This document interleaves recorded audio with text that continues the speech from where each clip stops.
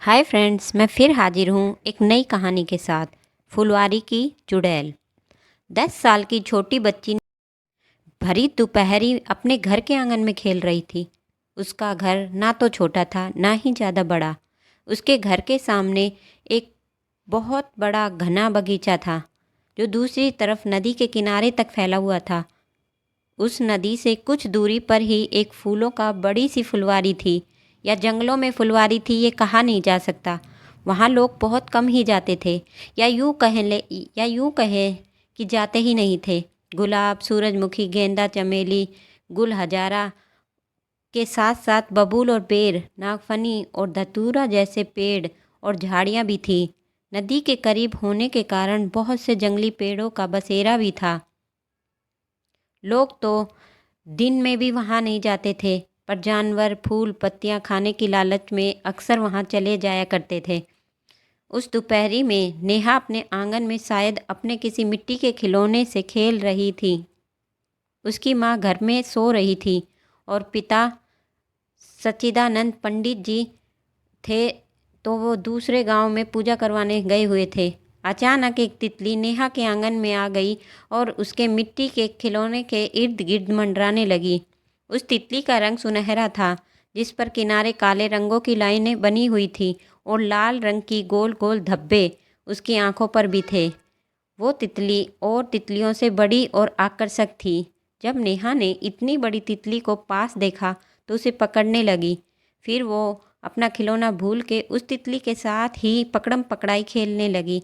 नेहा को पता भी नहीं चला कि वो कब उस तितली के पीछे पीछे घर के बाहर आ गई थी। वो तो तितली को पकड़ने में इतनी खो गई थी कि वो उसके पीछे पीछे ये रुक रुक रुक करती हुई भागती रही। उस तितली ने बगीचा पार किया, नदी के किनारे पहुंची और फिर उसी जंगल वाले फुलवारी में घुस गई। नेहा नेहा को तो कुछ पता ही नहीं था। वो तो बस तितली पकड़ लेना चाहती थी।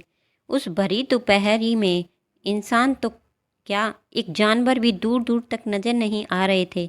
नेहा बेतहासा उस तितली को पकड़ने के चक्कर में अपने छोटे छोटे कदमों से उस फुलवारी में घुस गई। तितली भी कुछ आगे जाके एक सूरजमुखी के फूल पर बैठ गई। अब नेहा अपनी नज़रें उस तितली पर गड़ाए हुए धीरे धीरे छोटे छोटे कदमों से उस तितली की तरफ बढ़ने लगी। उस बच्ची को कुछ पता भी नहीं था कि वो किस बिहड़ जंगल में आ गई। नेहा से तो बड़े बड़े वहाँ के पौधे थे, नेहा तो दिख भी नहीं रही थी। नेहा उस तितली के करीब पहुँच गई थी। उसने अपना हाथ तितली को पकड़ने के लिए आगे बढ़ाया, पर तितली अभी थोड़ी और दूर थी। तो नेहा ने अपना पिछला पैर धीरे से आगे बढ़ाकर तितली को पकड़ने के लिए आगे बढ़ाया, पर नेहा का पैर आगे ही नहीं बढ़ा। शायद कहीं फंस गया था। नेहा ने सोचा कि मैं पहले अपना पैर निकाल लूँ जहाँ भी फंसा है, फिर तितली को पकड़ूंगी। पर जैसे ही नेहा ने पीछे मुड़कर देखा तो उसका पैर फंसा नहीं था। उसके पैर को किसी ने हाथ से पकड़ रखा था, काली सी जली हुई लकड़ी की तरह। हाथ में उसने काले गंदे लंबे नाखूने वाले हाथ देख के वो अच्छे अच्छों की जान लेने के लिए बहुत था। नेहा डर के मारे चीखने चिल्लाने लगी, पर उसकी आवाज़ सुनने वाला वहाँ कोई नहीं था। वो रो रो कर खींचने लगी कि शायद उसके पैर छूट जाएं, पर यह संभव नहीं जान पड़ रहा था। पैर नहीं छूटा, पर उस खींचतान में नेहा धड़ाम से गिर गई और चीख चीख कर रोने लगी। उस हाथ में अब धीरे धीरे हरकत होने लगी। नेहा फिर खड़ी होकर पैरों को रोती रोती खींचने लगी, पर नेहा के ऐसे पैरों को खींचने से उस हाथ के साथ साथ एक सड़ी सी लाश निकलने लगी। नेहा रोती चिल्लाती रही और पैरों को खींचती रही, और वो लाश बाहर आती रही। जब लाश पूरी बाहर आ गई तब उस लाश की हालत ये थी कि वो देख के मुर्दे भी मर जाएं। शकल और शरीर पर कहीं मांस के लोथड़े लटक रहे थे तो कहीं हड्डियां दिख रही थी। अभी तो उसकी नसें भी साफ साफ दिख रही थी, जो कि पूरे शरीर में फैली हुई थी, और उसका दिल किसी खूंटी पर लटके हुए थैले के समान नसों से लटक रहा था। उसका दिल छाती के पास से थोड़ा नीचे लटकते हुए पहुंच रहा था। अब वो पूरी की पूरी लाश बाहर आ चुकी थी और खड़ी होने की कोशिश करने लगी, जिस कारण नेहा का पैर छूट चुका था। पर नेहा ये सब देखकर होशो हवास खो चुकी थी। वो सब देख समझ रही थी, पर अब ना रो रही थी, ना चिल्ला रही थी और ना ही भाग रही थी। वो एक जगह पुतला बने खड़ी रही। आप सब समझ ही सकते हैं कि एक 10 साल की बच्ची पर क्या बीत रही होगी। वो लाश खड़ी हो गई और उसके शरीर में मांस बनने लगा और वो एक औरत बन गई। उसका चेहरा भरा भरा, बड़ी बड़ी आंखें, आंखों में मोटे मोटे काजल, लंबे लंबे घने और गीले खुले हुए बिखरे बिखरे बाल, बड़ी सी बिंदी और सिंदूर से भरा माथा, खूनी लाल रंग की साड़ी, हाथ में भरी भरी कांच की लाल चूड़ियाँ, पैरों में मोटे मोटे पायल पहनी एक भयानक औरत में बदल गई और एक जोर का हट्टास करती हुई हंसने लगी। तभी नेहा को होश आया और वो अपने घर भागती भागती आई और अपने आंगन में आकर बेहोश होकर गिर गई। जब माँ ने नेहा की आवाज़ सुनी तो वो दौड़कर आंगन में आई। आंगन में नेहा को बेहोश देखकर घबराकर रोने लगी। उसकी माँ का रोना सुन के सारे पड़ोसी इकट्ठा होने लगे। नेहा को कमरे में ले जाया गया और उसके चेहरे पर पानी की छींटें मारी गई तो नेहा को होश भी आ गया। उठते ही नेहा डर के मारे माँ को गले लगाकर रोने लगी। माँ ने उसे चुप कराया तो नेहा ने अपनी सारी आपबीती सबको बता दिया। सबने बोला, वो जगह ठीक नहीं है, संभल कर रहना, कोई भी बात हो तो हमें बुला लेना। नेहा की माँ तो डर ये था कि नेहा के पापा भी घर पर नहीं थे। अगर कोई बात हो जाए तो वो दोनों अकेले क्या करेंगी। अब नेहा और उसकी माँ पंडित जी का इंतज़ार करने लगे। उस रात अच्छे से खिड़की दरवाजे बंद करके दोनों सोए।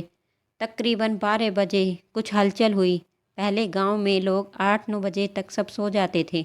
आवाज़ सुनते ही नेहा की माँ के कान खड़े हो गए। बाहर से कोई औरत भारी आवाज़ में बोल रही थी कि अपने घर को मंत्रों से बांध रखा है कि मैं अंदर ना आ सकूं। ये कहकर हंसने लगी और दरवाजे के छेद से मिट्टी कंकड़ सब घर के अंदर फेंकने लगी। नेहा की माँ घर के अंदर सहमी सहमी भगवान का नाम लेती रही। ये सब 12 बजे रात से लेकर सुबह 3 बजे तक चलता रहा। उसके बाद सब शांत हो गया तो नेहा की माँ भी थोड़ी देर के लिए सो गई। नेहा और उसकी माँ 6 बजे जगी तो अपने कामों में लग गई। किसी से अब तक उसकी माँ ने कुछ भी नहीं बताया कि कल रात क्या हुआ था। करीब 10 बजे तक नेहा के पापा पंडित सच्चिदानंद घर आ गए। उन्हें देखकर दोनों उनसे लिपट कर रोने लगी। नेहा ने सारी बात पापा को बता दी और उसकी माँ ने रात के हादसे के बारे में भी सब बता दिया।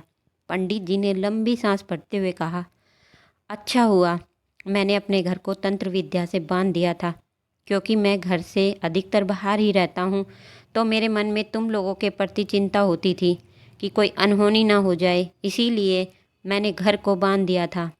अब आज रात उसको आने दो, फिर देखते हैं कौन है वो, कौन सी चुड़ैल है। रात हुई, माँ और नेहा घर के अंदर सोई और पंडित जी आंगन में खाट बिछा कर सोए। रात 12 बजे फिर से वो चुड़ैल आई और पंडित जी ने मालाएं और ताबीज़ से एक अलग ही सुरक्षा घेरा निकाल रखा था, जिस कारण वो चुड़ैल घर से बाहर ही खड़ी होकर हंस रही थी। हंसी को सुनकर पंडित जी की आंखें खुल गई। पंडित जी ने पहले से ही एक परात में आग जलाकर उसमें कुछ अद्भुत चीज़ें डाली हुई थी। जैसे ही चुड़ैल ने आंगन में कदम रखा कि पंडित जी ने उस आग को, जिसमें पहले से तंत्र साधना करके कई चीज़ें स्वाहा की जा चुकी थी, उसमें लाल मिर्च डालकर माँ काली का नाम लेते हुए उस चुड़ैल के ऊपर पूरा का पूरा आग फेंक दिया। वो चुड़ैल झटपटाती रही, चिल्लाती रही। अगले 10 मिनट में वो चुड़ैल भस्म हो चुकी थी। अब वो वापस लौट के कभी नहीं आई। पंडित जी ने बताया कि उस चुड़ैल को आज से 5 साल पहले मैंने ही अपने तंत्र विद्या से मारा था और गांव के लोगों ने उसकी लाश को यहीं फुलवारी में दफना दिया था। उस टाइम ये चुड़ैल नहीं, डायन थी, जो पहले अपने बच्चों की बलि देने के बाद गांव के लोगों के बच्चों की बलि देने लगी। ये बातें जब सबको पता चली तो उससे बचने का यही रास्ता निकाला गया। शायद किसी तरह वो जिंदा रह गई और ज़मीन के अंदर पड़ी रही और मेरी बेटी को अकेले देखकर उसके पीछे पड़ गई। उसे सताकर मुझसे बदला लेना चाहती थी, पर जीत हमेशा अच्छाई की ही होती है, इसीलिए इस बार वो फिर से मारी गई। वो चुड़ैल अब कभी वापस नहीं आई। धन्यवाद दोस्तों। आज की